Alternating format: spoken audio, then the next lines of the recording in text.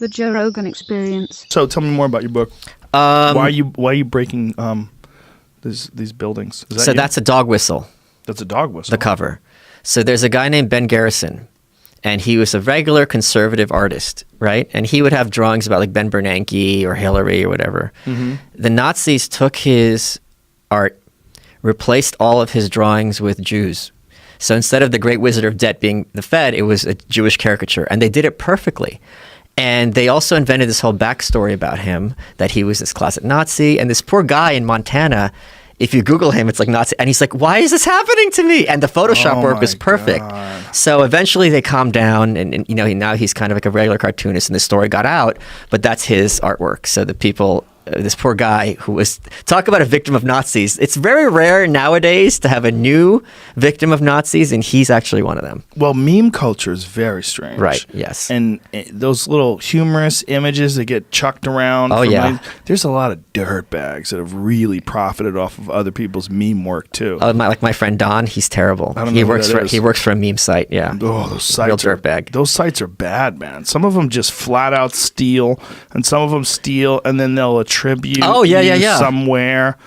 Like, they'll just say your name, and sometimes they don't even say your name. They say a name of, like, a fake account that doesn't even, they just attribute it to someone. Oh, thought we got it from that person because they know that it's at 100 different accounts. Yeah. Because a bunch of people have. This guy's like you'll find something, you're like, oh, this is funny, and you put it up. But then there's people that they make these giant sites with all other people's work, and they curate them, and they make millions. Yep. Like the fat Jewish. Yeah. Oh, yeah. Everyone hates him. Yeah. This is like one of your big issues with like people who like take content and basically reappropriate for themselves. But for sure with stand-up comedy. Yeah. But the thing that's happening with memes is like if someone sends you something, like there's a bunch of things that like Eddie Bravo sends me hilarious ones all the time. He'll send me a funny meme, and then I'll send it to Brendan Schaub, and like I'm not asking who made that meme. Right. It's a joke. Brendan doesn't think that I made it myself, so it's not like I'm stealing a joke, but I'm definitely not crediting the original creator because I don't know who the fuck it is. Right. And those things fly around. They fly around. So, but that's all in good faith. The person in bad faith curates a website and then starts profiting off of it. They find a loophole, and then they make deals with Comedy Central. And then they also have people who actually steal stand-ups bits and turn those bits into memes, and they put those bits on their meme pages, and they do the same shit. They'll do it. They're content needers. They need content. They're whores. Parasites. Yes. So they'll hire people to do it. And the people that they hire, they'll steal people's jokes and turn them into memes.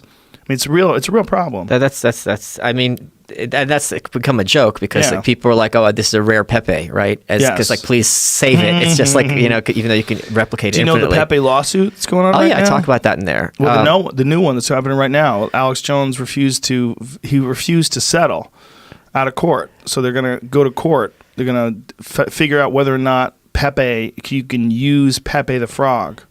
But I talk about this in the context of it's like can Andy Warhol use a Campbell's soup can? Right. It's the same thing. It's like someone creates it, but if someone is using it in a kind of a broader satirical context. Well, it doesn't though, because Andy probably couldn't do that today. Yes, he could. I think they'd sue him if he tried to make Campbell's? a lot of money off of Campbell's soup cans. Corporations had more power back then and less accountability, because now with social media, everyone would lose their minds on Campbell's. Right. That's true. That's a good point. I think that... Do you know what they did? What Campbell's did when he did this? So he paints all 40 flavors of soup cans, right? Puts them up in a gallery. Campbell's is like, what the fuck is this? Like, they didn't know what to do, right? And they didn't know who to call. This is unprecedented. So they had a storefront, and they had the cans at the window. They go, why pay $100,000? You could get it here for $1. So they tried to own it in their own way. That's smart. That's smart. Great advertising for them. Yeah. I mean, gigantic advertising. But that's the other thing is like with this meme culture, people are like, oh, Pepe means white supremacy. It's like Campbell's doesn't say what a Campbell's soup can means. Different things mean, this is not news, different things mean different things to different people. And if you're using it in one context, that doesn't mean other contexts aren't legitimate. That's how art and images work. Yeah, I mean, that's almost like what happened with the guy in Montana, right? Someone takes his work and then turns it into Nazi stuff, and then all of a sudden he becomes a Nazi. Right.